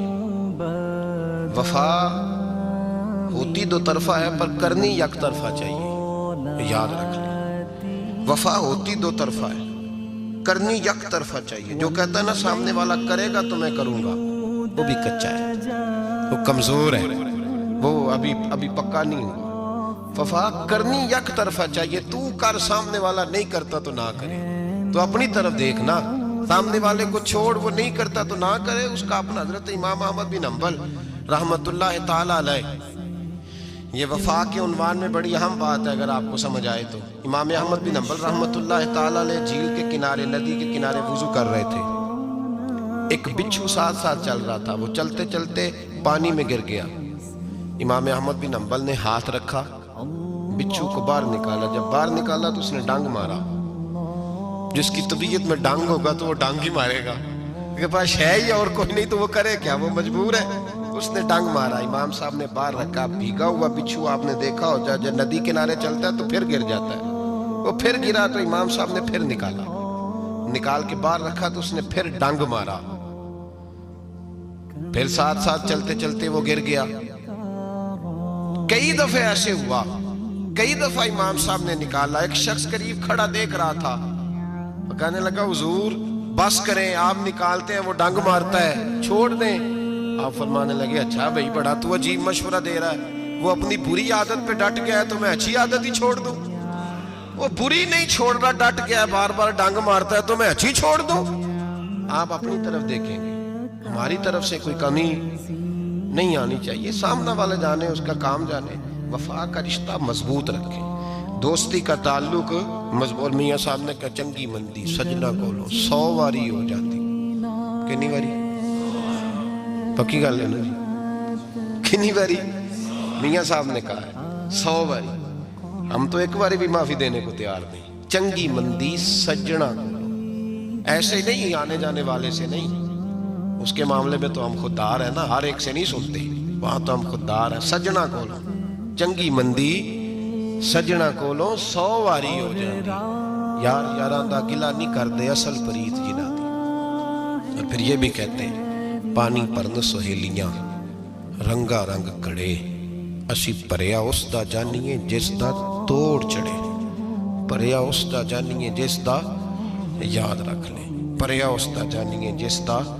مزہ تب بھی ہے کہ حضرت ابوبکر صدیق کا جنازہ روضہ رسول پہ رکھا جائے تو مصطفیٰ کریم کا دروازہ خود بخود کھول جائے اور حضور فرمائے لاؤ دوست کو دوست کے ساتھ ملا دو، پانی پرن سہیلیاں تے رنگا رنگ کڑے، پریا اس دا جانیے جس دا توڑ۔ رشتوں کو ثابت نہ کریں، رشتوں سے وفا کریں، ثابت نہ کریں میرا بڑا رشتہ ہے، آپ پتہ چلنا چاہیے کتنا رشتہ ہے۔ باپ کا بیٹے سے رشتہ ہوتا ہے تو سارا دن ماتھا چومے، پیار کرے، اسے دکھ سکھ کا پتہ ہی نہ ہو تو یہ کیسا رشتہ ہو؟ رشتے ثابت نہ کریں، رشتے مضبوط کریں، مضبوطی والی ڈیوٹی سار انجام دیں۔ اللہ اپنے ساتھ، اپنے محبوب کے ساتھ، اپنے نیک بندوں کے ساتھ ہمارے رشتوں کو مضبوط فرمائے، اور درمیانے رستے پہ چلنا ہی اصل خوبی ہے۔ اسلام کہتا ہے کہ تکبر نہیں کرنا، عاجزی کرنی ہے، لیکن عزت نفس کا خیال رکھنے کا بھی حکم دیتا ہے، خودداری کی بھی بات کرتا ہے۔ عاجزی اور ہوتی ہے، رسوائی اور ہوتی ہے، دونوں چیزوں میں فرق ہے۔ اسلام فضول خرچی سے منع کرتا ہے تو کنجوسی سے بھی منع کرتا ہے، اعتدال کا رستہ دیتا ہے۔ جو جماعت صوفیاء کی تھی، اہل اللہ، اللہ کے بندے تھے، وہ ہمیشہ معتدل رہے، معتدل رہے۔ وہ لوگ اپنی ذاتی ضروریات کو حدود میں رکھتے تھے، انہوں نے کبھی بھی کسی بھی موقع پر کسی بھی جگہ کسی کے آگے ہاتھ نہیں پھیلایا، خودداری کا بھی وہ لحاظ کرتے تھے۔ تو اہل اللہ کے ہاں افراط و تفریط نہیں ہوتی، درمیانہ رستہ ہوتا ہے۔ ہمارے زمانے میں ایک وہ گروپ ہے جو سرے سے طریقت کی، محبت کی، خلوص کی، وفا کی باتوں کا قائل ہی نہیں۔ ایک وہ ہے جو قائل ہے تو نرا قائل ہے۔ افراط تفریط سے نکل کر درمیانہ رستہ اختیار کیا جائے۔ ایک لفظ ہے نسبت۔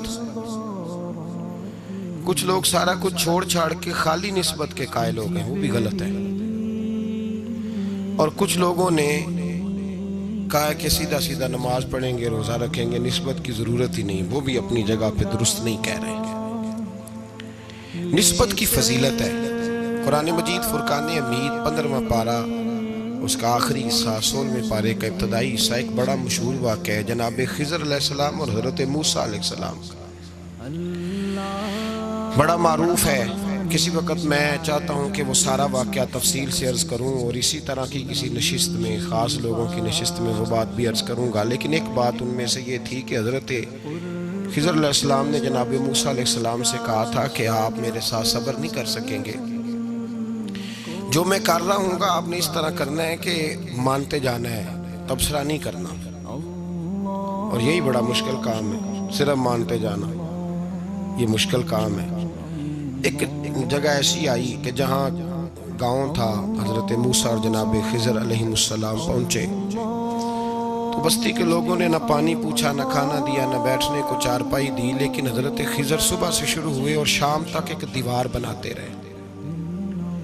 دیوار گر رہی تھی، اس کو سیدھا کیا، بنایا، اور جب دیوار کو بنا لیا تو حضرت موسیٰ علیہ السلام کہنے لگے اتنے خشک لوگ تھے کہ انہوں نے پانی تک نہیں پوچھا، تو آپ سارا دن کام کرتے رہے، کیا وجہ تھی؟ تو آپ نے فرمایا تمہیں کہا تھا نا تم صبر نہیں کر سکتے، تم نہیں صبر کر سکتے، تو فرمایا پھر بتا دیں۔ حضرت موسیٰ علیہ السلام کے سوال پر جناب خضر نے یہ جواب دیا کہ اس دیوار کے نیچے 2 یتیم بچوں کا خزانہ ہے، اگر دیوار گر جاتی، خزانہ ظاہر ہو جاتا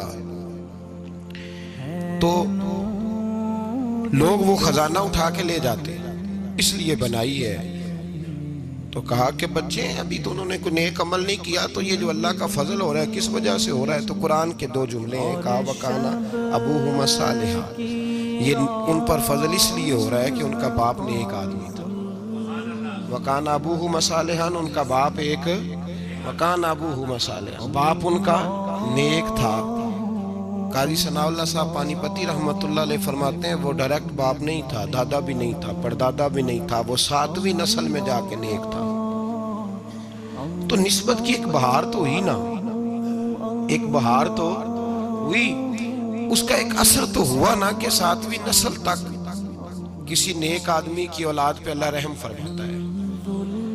اب ایک آدمی ہے وہ کہتا ہے میں نماز بھی نہیں پڑھنی، روزہ بھی نہیں رکھنا، داڑھی بھی نہیں رکھنی، لیکن میں ہوں پیر صاحب کا بیٹا۔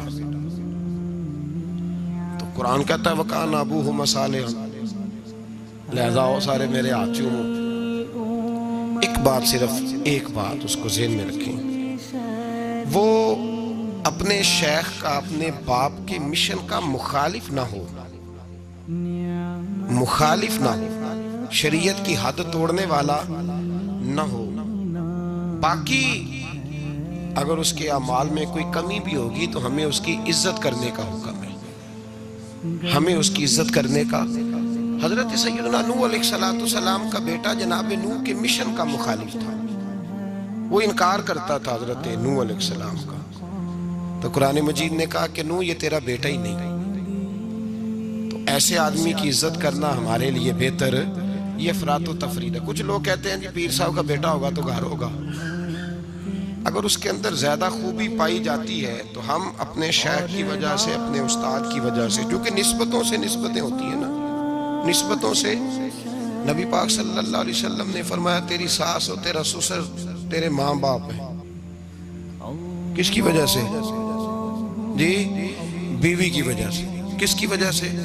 چاہے ان کے ساتھ ایک رات انسان ایک مکان میں ایک رات بھی نہ گزری ہو، چاہے ایک دن بھی کھانے پہ کٹھے نہ ہوئے ہوں کوئی، تو کس وجہ سے ماں باپ ہو گئے؟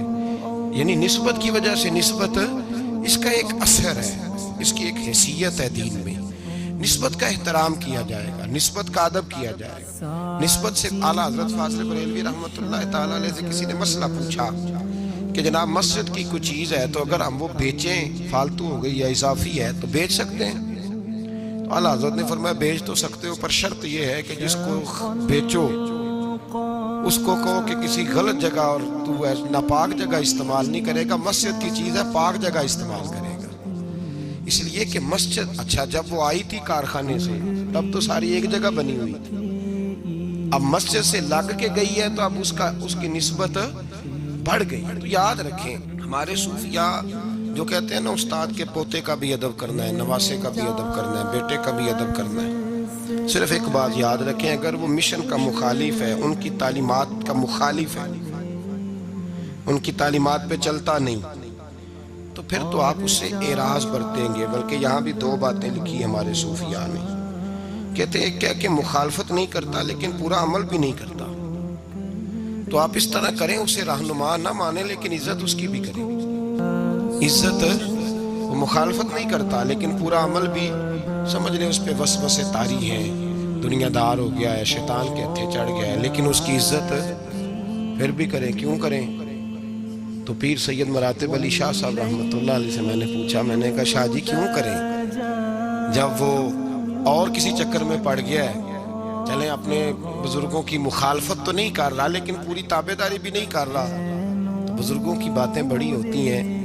استاد گرامی حضرت شاہ صاحب رحمۃ اللہ علیہ فرمانے لگے, بھائی قرآن مجید کا صفحہ اگر کبھی کیچڑ میں لگ جائے نا, اس کو کیچڑ, تو اس پہ پیر رکھ کے نہیں گزرنا چاہیے. سمجھنا چاہیے حالات ایسے پیدا ہو گئے کہ کیچڑ لگ گیا ہے, اس کا حق یہی بنتا ہے کہ اسے اٹھایا بھی جائے, دھویا بھی جائے اور اونچی جگہ پہ رکھا بھی جائے, اس کا ادب کیا جائے. تو میرے بھائی یاد رکھیں, اگر ایسے لوگ جو بزرگوں کی اولاد ہیں اگر وہ مخالفت نہیں کر رہے, مشن کی مخالفت, اگر وہ مخالفت نہیں کر رہے, پھر ان کی دو حیثیتیں ہیں. یہاں تو وہ پوری تابعداری کریں تو پورے سلوٹ کے حقدار ہیں, پھر تو شیخ کا بیٹا ہی نہیں, وہ شیخ کہلائے گا. وہ اسی مسند پہ اسے دیکھنا چاہیے جس مسند پر اپنے شیخ کو دیکھتا تھا. اس لیے کہ میرے مصطفیٰ کریم سید عالم صلی اللہ تعالی علیہ وسلم کے پیارے محبوب ہیں مولا علی شیر خدا رضی اللہ تعالیٰ عنہ. تو حضرت علی نے اپنے بعد ڈائریکٹ اپنے بیٹے کو خلافت دی, امام حسن کو بٹھایا. تو لوگ کہتے ہیں کہ جس وقت امام حسن امور خلافت چلانے کے لیے بیٹھے, 6 مہینے خلافت فرمائی ہے امام حسن نے بھی. تو فرماتے ہیں جب وہ بولتے تھے تو لگتا تھا اپنا انداز بھول گئے ہیں, مولا علی کا اپنا لیا ہے. ان کا اٹھنا بیٹھنا چلنا پھرنا بالکل عین حضرت شیر خدا کی طرح تھا. تو اگر تو وہ مشن پہ چل رہا ہے تو اس نظر سے دیکھیں, اور اگر نہیں بھی چل رہا, مخالفت نہیں کر رہا, تو پھر بھی وہ قابل احترام اور اس کا احترام کیا جائے. احترام کیوں بلا؟ اس لیے کہ جہاں سے خیر ملی ہوتی ہے نا, بندہ ان کی نسلوں کا بھی خادم ہوتا ہے. کیونکہ اصلاں نال یہ نیکی کریے تے اور نسلاں تاک وہ نہیں بولتے, تو بندہ خادم ہوتا ہے نسلوں کا, نسلوں کا بھی خادم ہوتا ہے. اور یہ کام کر کے دکھایا ہمیں صحابہ نے, کر کے دکھایا. حضرت سیدنا امام حسین رضی اللہ تعالیٰ عنہ گھوڑے پہ تشریف فرما تھے. اب تو بڑا برا حال ہے, لوگ صحابہ کو برا کہتے ہیں اہل بیت کا نام لے کے. میں کہتا ہوں ہمیں تو اہل بیت سے پیار کرنا ہی صحابہ نے سکھایا ہے. انہوں نے بتایا ادب کیا ہے. اور صاحب طبقات, حالانکہ ان کا انداز بڑا محققانہ ہے, بڑی جان پھٹک کے بعد وہ چیزوں کو لاتے ہیں. وہ فرماتے ہیں کہ حضرت امام حسین کالی سیاہ داڑھی تھی, کوئی بال سفید نہیں تھا. جناب ابو ہریرہ بوڑھے آدمی تھے, ضعیف, شاگردوں کا حلقہ تھا. جیسے آپ بیٹھے ہوئے ہیں سامنے, تو میں واز کر رہا ہوں تو سامنے سے امام حسین تشریف لائے, آپ ایک جگہ بیٹھ کے حدیثیں بیان کر رہے تھے. امام حسین آئے تو تازی تازی بارش ہوئی تھی مدینے میں, تازی تازی. چھوٹے چھوٹے حوض پانی کے بنے ہوئے تھے, چھوٹے چھوٹے, جو گہری جگہ ہوتی ہے نا, وہ پانی بھر جاتا ہے. تو حضرت امام حسین جیسے ہی زمین پہ پیر رکھا تو پانی کے حوض میں آپ کا پیر چلا گیا, کیچڑ لگ گئی. شاگردوں اور مریدوں میں سے اٹھ کے کسی کی دستبوسی کرنا خاصا مشکل ہوتا ہے. حضرت سیدنا ابو ہریرہ رضی اللہ تعالیٰ عنہ دیکھ رہے تھے, جو ادھر لوگ بیٹھے تھے وہ نہیں دیکھ رہے تھے. حضرت ابو ہریرہ دیکھ رہے تھے, وہ اٹھے, دوڑے گئے, اور پھر جا کے اپنے سر سے پگڑی کھولی, اور پھر امام حسین کا پیر جیسے ہی صاف کیا تو امام حسین نے پیچھے کیا, کہا حضور آپ بوڑھے ہیں, میں جوان ہوں, تم آپ میرے لیے عزت کے قابل ہیں, میرے نانا جان کے آپ غلام ہیں, یہ آپ کیا کر رہے ہیں؟ سیدنا ابو ہریرہ رضی اللہ تعالیٰ انہوں نے پیر چھوڑا نہیں, زور سے پکڑ لیا, رونے لگے, کہنے لگے حسین تجھے نہیں دیکھ رہا, میں تو محمد عربی کی نسبت کو دیکھ رہا ہوں. تو میرے عزیز یاد رکھیں اس بات کو کہ نسبت ایک حسن ہے, نسبت ایک توانائی ہے, نسبت ایک وقار ہے. نسبت کی قدر کریں. اگر اہل اللہ کی کوئی اولاد ہے, حضرت عمر فاروق رضی اللہ تعالیٰ عنہ سیدھے سیدھے 2 + 2 کے قائل تھے, کوئی چکر ہی نہیں, بس جو مانتا ہے ٹھیک ہے, نہیں مانتا تو ڈنڈا منگاؤ, سیدھی سیدھی زندگی تھی. لیکن نسبت پر, پیار پر, خلوص پر, وفا پر حضرت عمر کا بھی کوئی سمجھوتا نہیں. امام اعظم ابو حنیفہ رحمت اللہ علیہ, امام صاحب سے سند لینے کے لیے لوگ ہزاروں میل کا سفر کرتے, ہزاروں میل کا. اب تو پرائمری ٹیچر بیچارہ جا رہا ہو نا سائیکل پہ تو اس کا شاگرد لینڈ کروزر پہ گزرتا ہے تو کئی دفعہ استاد پہ دھواں چھوڑ جاتی ہے اس کی گاڑی. اسے پتہ ہی نہیں کہ کتنی قدر والے معاملات ہیں یہ. حضرت سیدنا امام اعظم لاکھوں لوگ کروڑوں لوگ آج بھی ان کی تقلید کرتے ہیں. امام صاحب کا قول دنیا میں حجت کے طور پہ مانا جاتا ہے. آپ کے شاگرد کہتے ایک باغ میں بیٹھ کر ہم کچھ لکھ رہے تھے, بہت ساری کتابیں بکھری ہوئی ہیں چاروں جانب. جب آدمی تحریر کرتا ہے نا, جو مصنف کتابیں لکھنے والے ہیں, وہ دنگل کا سما ہوتا ہے. کوئی ادھر چیز بکھری ہے, کوئی ادھر چیز بکھری ہے, بڑے ان کے معاملات سخت ہو جاتے ہیں. تو کہتے ہیں کہ بڑا بکھرا ہوا سامان تھا, ہم ایک باغ میں بیٹھے تھے, کھلی فضا میں کام ہو رہا تھا. تو بعضوں کا شاگرد بھی بٹھائے جاتے ہیں, حوالے ڈھونڈو تو بخاری دیکھ تو مسلم دیکھ, بٹھائے جاتے ہیں ساتھ. شاگرد بھی بیٹھے ہوئے تھے. تو کہتے ہیں بچے باہر گیند سے کھیل رہے, ایک گیند آ گئی باغ میں. ایک چھوٹا سا بچہ گیند لینے آیا تو امام صاحب اٹھ کے کھڑے ہو گئے. بچہ گیند لے کے چلا گیا. اب بچے کھیلتے ہیں تو کتنی دفعہ گیند آئے گی, پھر دوبارہ وہ گیند آ گئی. وہی بچہ پھر آیا, شاید اس کی ڈیوٹی یہ تھی. وہ جب دوبارہ آیا تو امام اعظم پھر کھڑے ہو گئے. وہ تیسری دفعہ آیا تو امام صاحب پھر کھڑے ہو گئے. اب شاگرد بیچارے اکتا گئے کہ ہم اتنی مشکل سے نوٹ سیدھے کرتے ہیں, پاپا اٹھتا ہے تو کتابیں پھر بکھر جاتے ہیں. 3-4 دفعہ ہوا تو ایک شاگرد کہنے لگے حضور بس بھی کریں گے تو 100 دفعہ آئے گا.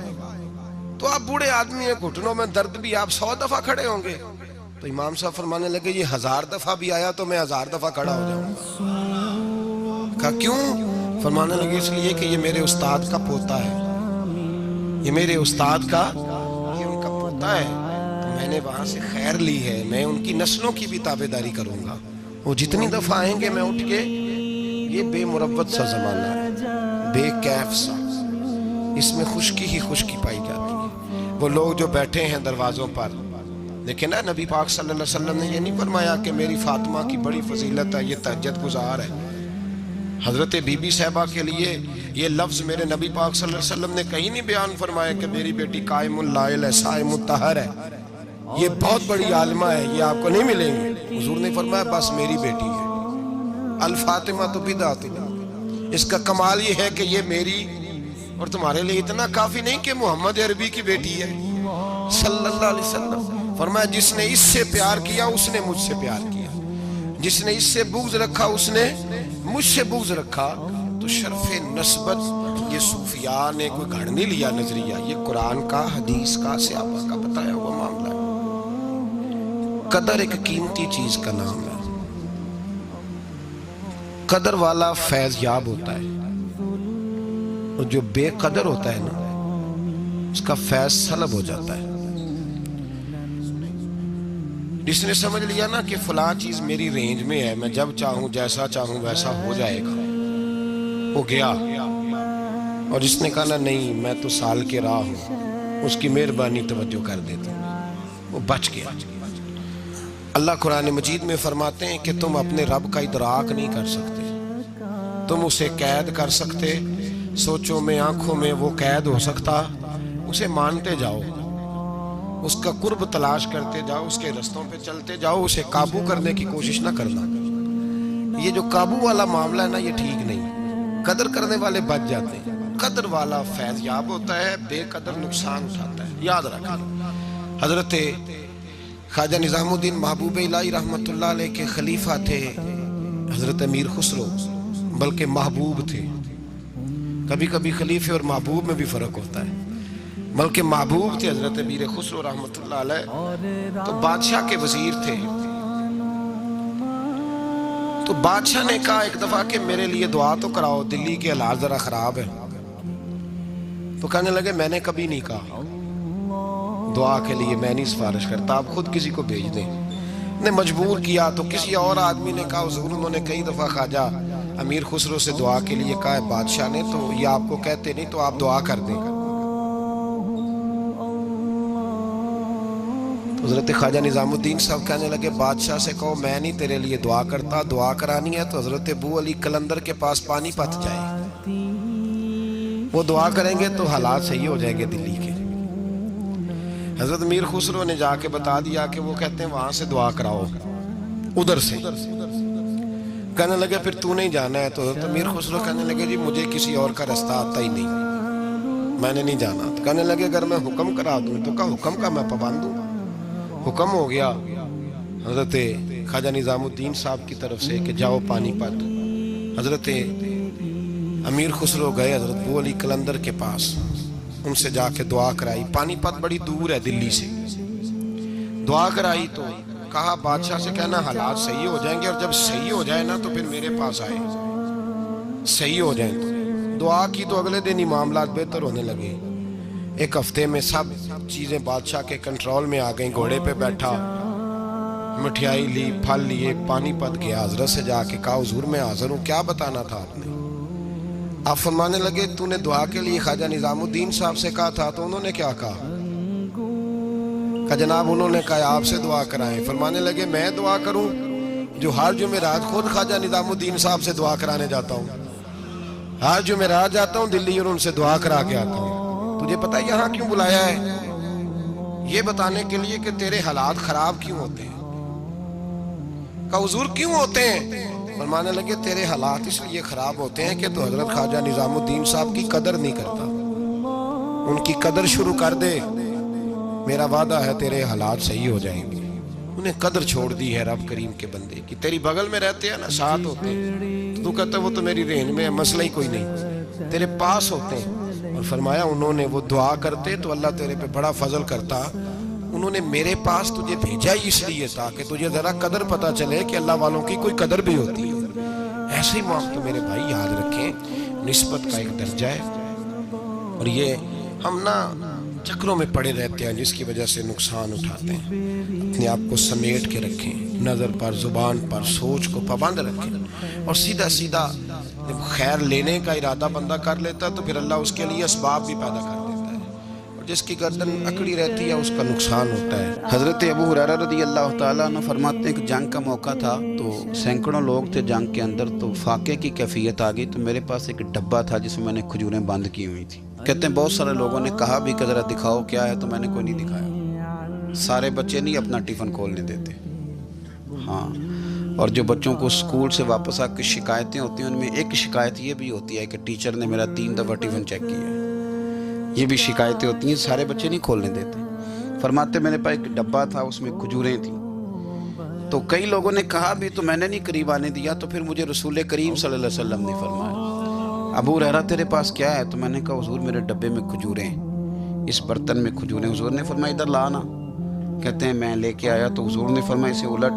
کہتے ہیں میں نے الٹی تو میں نے گنی تو 21 کھجوریں نکلی، ٹوٹل 21 کھجوریں۔ میں کہہ چکا ہوں کہ آج امت کا بڑا مسئلہ یہ ہے کہ دولت کی کمی نہیں، برکت کی کمی ہے، انسانوں کی کمی نہیں، اتحاد کی کمی۔ آج ایسا نہیں کہ ہمیں باتیں نہیں ہیں، ہمیں سمجھ نہیں ہے، آج باتوں کی، سمجھ کی، اس کی کمی نہیں، مسئلہ تو یہ ہے کہ عمل کا رستہ مفقود ہو گیا۔ کھجوریں کہتے ہیں 21 نکلی، تو حضور نے اس نہ ڈبے پہ اپنا دست مبارک رکھا، حضور نے فرمایا بلا لشکر والوں کو کھجوریں کھلائیں۔ کہتے ہیں 10 لوگ آتے رہے، کھجوریں نکلتی رہیں، لوگ کھاتے رہے۔ حضرت ابو ہریرہ فرماتے ہیں راج کے کھائیں صاحب نے، اور جب میں نے پلٹ کے دیکھا تو ابھی بھی کھجوریں باقی تھی۔ حضرت ابو ہریرہ رضی اللہ تعالیٰ عنہ فرماتے ہیں وہ 21 کھجوریں تھی، اتنے سارے لوگ کھا گئے، تو میں ذرا پلٹ کے دیکھ رہا تھا کہ میرے ڈبے میں کیا رہ گیا، ٹیفن میں کیا رہ گیا، پیچھے کیا بچا ہے۔ تو کہتے ہیں جب میری وہ کیفیت دیکھی نا بار بار دیکھنے کی، تو رسول کریم مسکرائے، اور حضور نے مسکرا کے فرمایا ابو ہریرہ پریشان نہ ہو، بس اسے کبھی الٹنا نہ، نکالتے رہنا اور کھاتے رہنا۔ حضور نے دست مبارک لگایا، فرمایا الٹنا نہیں، نکالتے رہنا تو کھاتے رہنا۔ حضرت ابو ہریرہ کہتے ہیں حضور کا وصال ظاہری ہونے تک میں نکالتا رہا، کھاتا رہا، کھجوریں ختم نہیں ہوئی۔ کہتے ہیں صدیق اکبر تخت پہ بیٹھے، وہ لوگوں میں کھولتا رہا، میں کھاتا رہا، وہ ختم نہ ہوئی۔ اب تنگی داماں پہ نہ جا، اور بھی کچھ مانگ۔ کہتے ہیں دور آیا سیدنا فاروق اعظم کا، میں نے 12 سال، بتاؤ اس کے نیچے کون سا باغ لگا تھا کھجوروں کا، کون سا وہاں ڈیپو تھا جہاں سے سٹاک آ رہا تھا، بس ایک دست مصطفیٰ ہے نا جو لگ گیا ہے۔ یہ وجود اتنا متبرک ہے، اتنا برکت والا. حضرت ابو ہریرہ رضی اللہ تعالیٰ عنہ فرماتے ہیں سارا دور حضرت عمر کا میں نے کھجوریں نکالی اور کھائیں. فرماتے ہیں دور آیا سیدنا عثمان غنی کا. 12 سال کے لگ بھگ 10 سال کے لگ بھگ پھر وہ کھجوریں میں نکالتا رہا, میں کھاتا رہا. فرماتے ہیں حضرت عثمان غنی جس دن شہید ہوئے میرے گھر میں چوری ہوئی, کیونکہ اس دن مدینہ منورہ میں حالات بڑے عجیب تھے. کہتے ہیں چوری ہوئی تو میرا وہ ٹفن بھی چوری ہوا, میرا وہ ڈبہ بھی چوری ہو گیا. فرماتے ہیں وہ چوری ہوا تو کھجوریں ختم ہوئیں, ورنہ مجھے لگتا تھا کہ قیامت تک نکلتی رہیں گی اور لوگ کھاتے رہیں گے.